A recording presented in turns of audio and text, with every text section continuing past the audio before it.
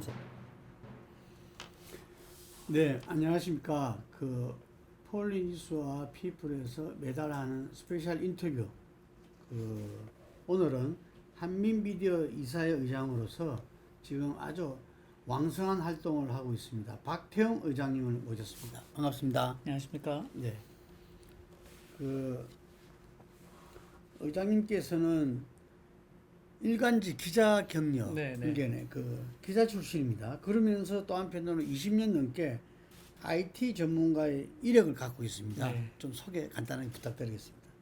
일간지에서 기자도 하고 전략기획 팀장도 하고 그렇게 한 9년을 지내다가 네. 2000년에 인터넷이 이제 막 붐일 무렵에 너무 좋아 보이는 거예요. 정말 저기서 내가 일을 해봐야 되겠다.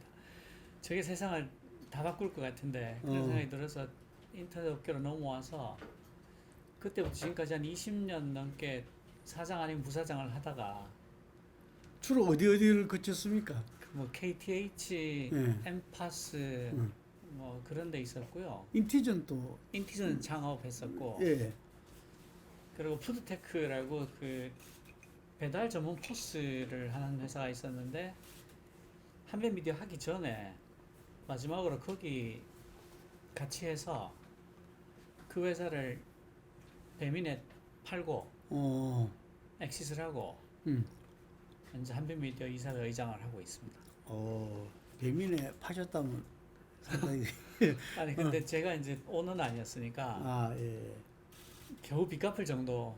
예. 예. 그러니까 기자가 어쨌든 그 사회와 그 사회의 네, 또 네. 이렇게 미래를 늘 고민하는 그런 거죠. 그런 직업인데, 그뿐만 아니라 또 이렇게 IT 전문가로서, 그러니까 지금 우리 흐름이 4차 산업혁명과 네, 지금 말하자면 포스트 코로나 시대, 그렇죠. 이건데 이 부분에서 지금 미래에 대한 이렇게 이 전망이라든지 네, 네. 이런 걸 많이 하신다고 들었습니다. 예. 지금 현재 이 변화의 흐름은 어떻게 흘러갈 것 같습니까? 지금 이제 가장 큰 변화라고 하면요. 결국은 소프트웨어가 세상의 모든 것을 집어삼키고 있다라고 봐야 될 것 같아요. 예. 사실은 그게 10년 전인 2011년도에 그 마크 앤드리슨이라고 있습니다. 마크 앤드리슨이 어떤 사람이냐면 예. 인터넷이 그 전까지는 그 전문가들만 쓰던 거였는데 예. 브라우저라고 있죠. 예. 우리가 지금 쓰는 익스플로러니 뭐니. 예. 그 모자이크라는 브라우저를 세계 최초로 만든 사람입니다. 예. 이 사람이 모자이크를 내놓으면서 비로소 인터넷이 전문가 영역에서 일반인 영역으로 들어왔어요. 그 사람이 이제 2011년도에 월스트리트 저널하고 인터뷰를 하면서 소프트웨어가 세상을 집어삼키고 있다라는 주제를 내놨습니다. 그 사람 이야기인 거군요. 네, 이 사람이 하는 말이 뭐냐면 2011년도 얘기예요.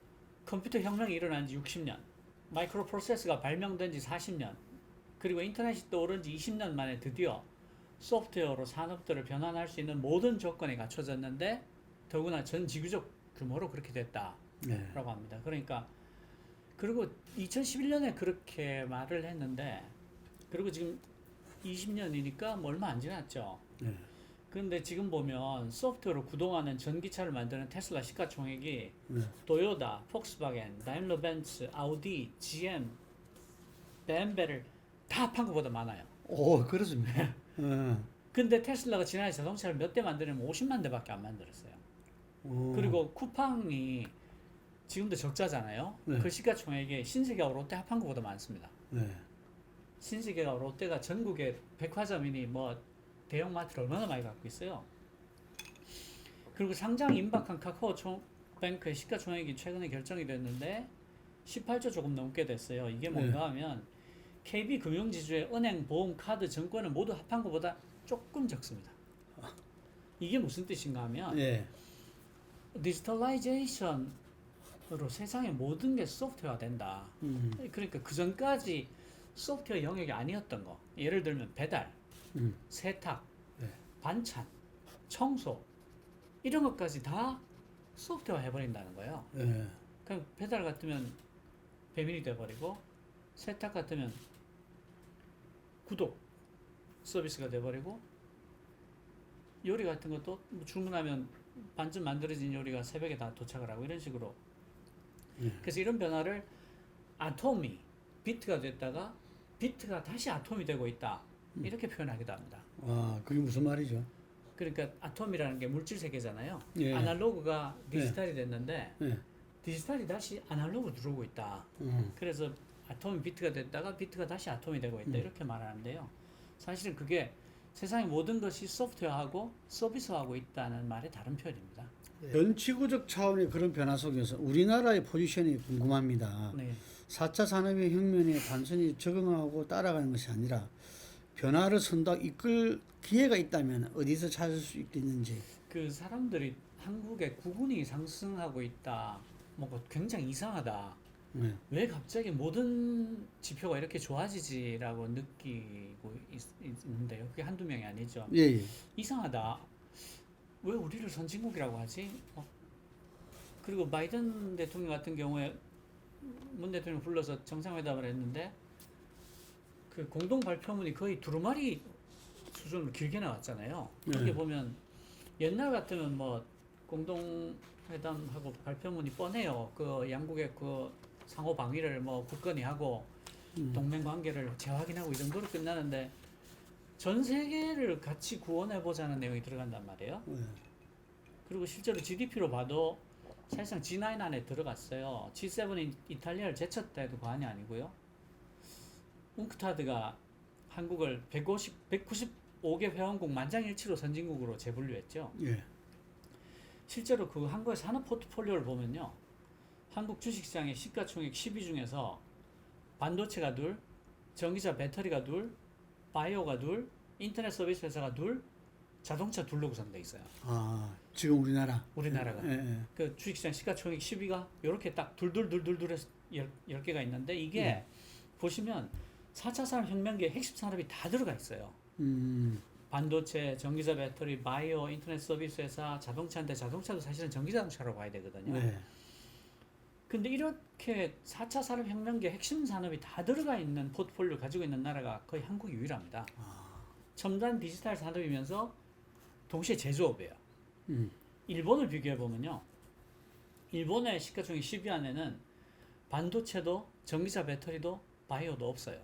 그냥 도요다, NTT, 니온덴키, 퍼스트 리테일링, 미쓰비시, UFJ 파이낸셜 그룹 이런 것들이 있는 거예요. 소프트뱅크하고 소니, 키엔스 정도가 그나마 위안이 된다? 뭐 그래야 되는데 사실은 그쪽도 하나는 펀딩하는 데고 또 하나는 엔터테인먼트 비중이 더 높아져 있고 뭐 이런 거니까요. 네.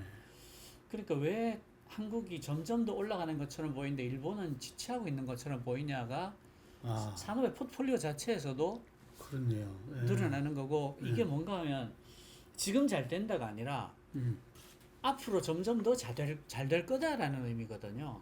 왜냐하면 바이오도 이제 시작이죠. 전기차 배터리 이제 시작이죠. 반도체 이제 시작이죠. 인터넷 서비스 이제 시작이죠. 전기자동차 이제 시작이죠. 근데 벌써 한국 산업 포트폴리오는 10위 중에 10개가 다 이거라는 거예요. 황당할 만큼 되게 잘 구성이 되어 있는 거예요. 거기다가 우리 산업의 혁신이 일정 정도 좀 이루어지고 있다 봐야 되겠네요. 네. 굉장히 운때가 맞고요. 그리고 그것뿐 아니라 사실 되게 황당하다고 사람들이 느낄 수밖에 없는 게 예. 영화, 드라마, K-팝 같은 게 이해할 수 없는 일이 생기는 거예요. 예. 그러니까 봉준호 감독이 아카데미상을 로컬이잖아 이렇게 말하면서 제일 중요한 상인 감독상하고 작품상을 포함해서 아카데미 4개를 갖고 와버리고요. 예. 넷플릭스 상위권은 거의 K-드라마가 채우고 있는데 일본은 그 드라마, 영화 쪽 중 상위 10개 중에서 4개, 6개가 항상 한국 드라마입니다. 사랑의 불시착이 거의 몇백일 동안 톱10을 안 나오고 있고요. 예. 대만은 톱10 중에 9개, 말레이시아는 8개, 베트남은 7개가 한국 드라마인 적도 있고요. 최근에 애플도 지금 한국 진출을 서두르고 있어요. 그 넷플릭스가 한국에 7,500억 정도 투자하겠다고 원래 계획. 그러니까 애플도 들어오는 거죠. 왜냐하면 아시아권에서 이 정도 퀄리티 높고 톱10에서 대여섯 개를 항상 차지할 만한 컨텐츠를 생산할 곳이 한국밖에 없습니다. 그러니까 넷플릭스가 됐든 애플이 됐든 전 세계에서 뭘 해보겠다면 한국에 들어오지 않을 수가 없는 거죠.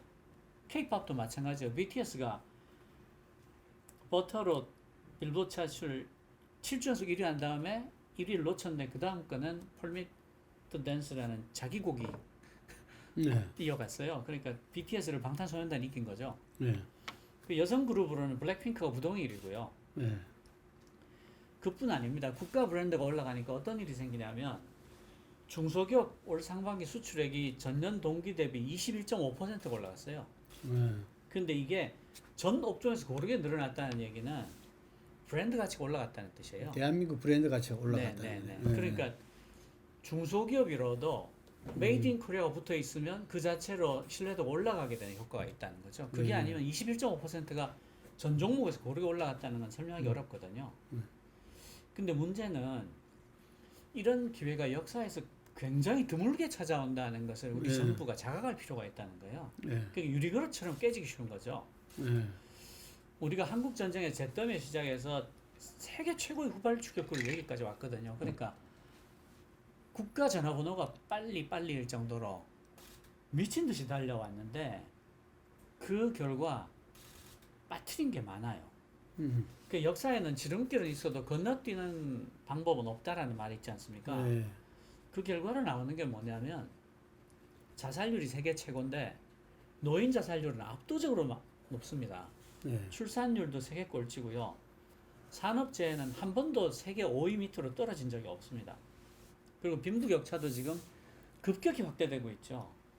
확대의 속도로만 보면 거의 세계 최고 수준까지 가고 있어요. 그러니까 무슨 뜻인가 하면 지금 국은 상승기의 최고의 정점에 다다라 있을 뿐 아니라 더 올라갈 것처럼 보이지만 사실은 이대로 계속 오래 가기는 어렵다. 그러니까 건물을 굉장히 높게 올리려면 바닥을 아주 넓고 깊게 파야 되는데 지금이 그럴 때다.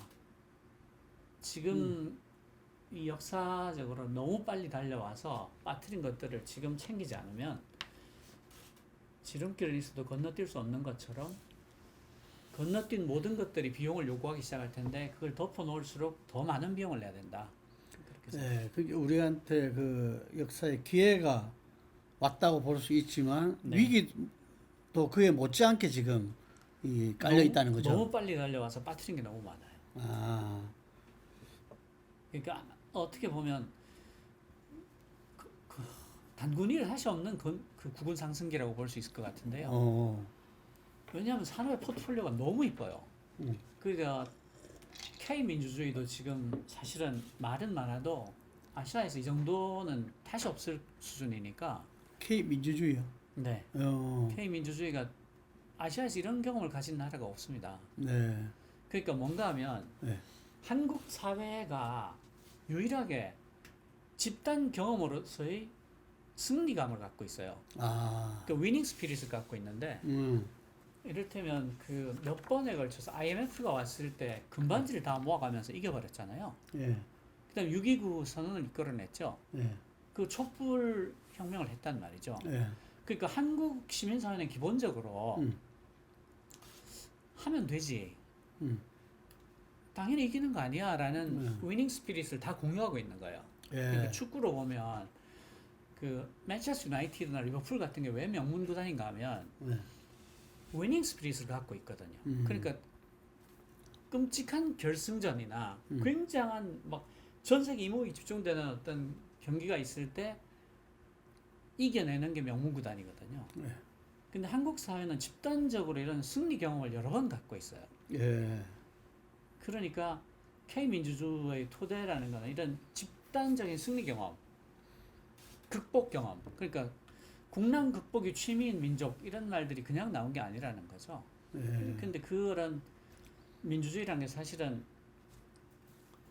민주주의 가지고 있는 가장 큰 장점이 저는 그 뉴런의 자유결합, 재능의 자유결합에 있다고 보는데 그게 무슨 뜻인가 하면 사람들이 어떤 장애도 없이 자유롭게 결합할 때 굉장한 집단지성이 생깁니다. 예를 들어서 촛불혁명이 바로 그런 거였고 저는 일본이 경제 제재를 냈을 때도 바로 그런 게 있었다라고 생각을 하는데요. 일부 전문가들이 석 달 안에 망할 거다. 한국의 산업 중에서 경제제했을 때 버텨낼 데가 없다. 특히 불화수소 가지고 얘기가 많았는데 그때 실제로는 열흘 정도 안에 여론이 확 바뀌었는데요. 어떻게 바뀌었냐면 우리나라의 그 반도체 공정 전문가들이 굉장히 많지 않겠습니까? 네. 이분들이 굉장히 과학적으로 소셜 미디어를 통해서 불화수소의 정체가 뭐고 그걸 한국이 왜 이겨낼 수 있는지를 굉장히 과학적이고 합리적으로 설명을 하는 겁니다. 네. 예를 들어서 불화수소란 게 반도체 식각 공정이에요. 이렇게 이제 회로도를 그려놓고 이걸 파내는 거를 말하거든요. 네. 그런데 불화수소는 등방성을 갖고 있어서 이렇게 파내면 밑에가 이렇게 파집니다. 네. 그러니까 원거리 똑같은 거리를 이렇게 파져요. 네.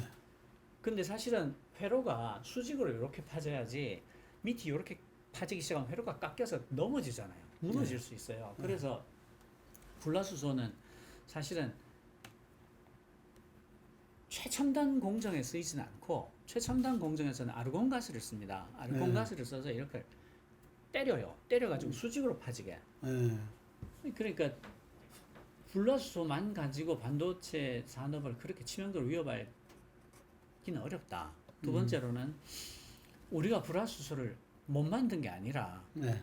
이 불화수소를 바꾸면요 공장별로 똑같은 순도의 불화수소를 하더라도 화학적 특성이 조금씩 틀려요. 네. 그래가지고 넣으면 그거를 테스트해서 조정하는 시간이 필요한데 지금 주문이 어마어마하게 밀려가지고 24시간 이 라인을 돌려야 되는데 굳이 바꿀 이유가 없잖아요. 네. 그렇지만 일본이 너의 생사를 위협하겠다 하고 이걸 바꿨다면 그건 상황이 달라지는 거거든요. 그렇죠. 예. 그 실제로도 지금 결과가 그렇게 됐죠. 한국에서 불화수소 다 생산하잖아요. 예, 예. 근데 이런 얘기들이 소셜 미디어를 통해서 각계각층의 전문가들이 나와서 토론을 하고 얘기를 끝내서 아 괜찮겠네. 일본이 헛발 짚었네까지 합의를 하게 되는 과정이 열흘도 안 걸렸습니다. 아, 그런 것들이 다 합해서 한국 사회에 굉장한 발전의 바탕이 되고 있다. 저는 그렇게 생각합니다. 불화수소 문제를 극복한 거는 알고 있는데 그런 과정을 통해서인 거는 네, 네. 예, 지금도 잘 어떤 안 알려진 것 같습니다. 일들이 나오면요, 전문가들이 엄청나게 상세하게 설명을 유튜브에도 올리고 트위터에도 올리고 페이스북에도 설명하고 그럽니다. 그래서 빛의 속도로 전파가 돼서요. 전문가들이 어떤 분야든지 그런 게 이루어진다는 네네네. 이야기죠. 그럼 지금 이번에 우리 그 코로나에서 백신 문제, 네네. 지금 굉장히 뭐 이렇게 백신 그 수급에 상당히 문제가 있었다고 지적을 하고 있잖아요. 네네네. 그때는 전문가들이 그런 과정을 안 거친다. 그 지금 굉장히 경우에도 전문가들하고 정부랑 이렇게 방역 네네네. 당국과 결합하면서 일을 하고 있다 들었는데 그것도 사실은 저는 집단지성이 제대로 작동을 한 경우라고 보는데요. 작동했다. 왜냐하면 예, 그 아시겠지만 초반에 예, 전 국민의 백신 수용도가 굉장히 높았습니다. 예, 그러다가 언론들이 그 백신 맞고 죽었다는 기사를 엄청나게 내보내기 시작했어요. 네. 심지어 데일리 메일 같은 데서 나온 백신을 맞고 다리가 터졌다. 그런 기사까지 내보냈어요. 네. 그래서 수용도가 이렇게 떨어졌거든요. 예, 근데 그때 그 각계각층의 전문가들이 그때 이미 유럽에서는 백신을 많이 맞고 있었기 때문에 충분한 임상 결과가 나왔던 예, 거예요. 그 백신 맞았을 때, 백신 안 맞았을 때 뇌졸중이 올 비율이라든가 뭐 혈전이 올 비율이라든가 이런 것들에 대한 굉장히 과학적인 설명들을 끈질기게 내놨어요. 아, 굉장히 지속적으로 그게 왜 말이 안 되는지를 그러니까 이 백신 맞고 다리 터졌다 쪽하고 백신 맞고 60일 뒤에 죽었다 이런 말도 안 되는 얘기들하고 유럽에서 지금 맞고 있어서 영국에서 정말 통계를 많이 내놨습니다. 예, 그 통계들하고 계속 내놓으면서 붙은 거예요. 예, 그래서 지금 어떻게 됐냐면 백신 예약을 하면 시스템이 터지잖아요. 예, 하루라도 먼저 맞고 싶어가지고. 그러니까 이게 사실은 가짜 뉴스의 굉음이 세상을 뒤덮는 그만큼이나 예, 이 집단 지성의 날카로움이 그걸 찢어 밝히는 게 같이 작용을 하고 있는데 예, 한국 사회는 다행스럽게도 집단 지성이 이겨내고 있다, 이겨나가고 있다. 그래서 전 세계에서 이 정도 수준의 집단지성이 잘 발휘되고 있는 나라가 흔치 않을 거다라는 게 제 생각이에요.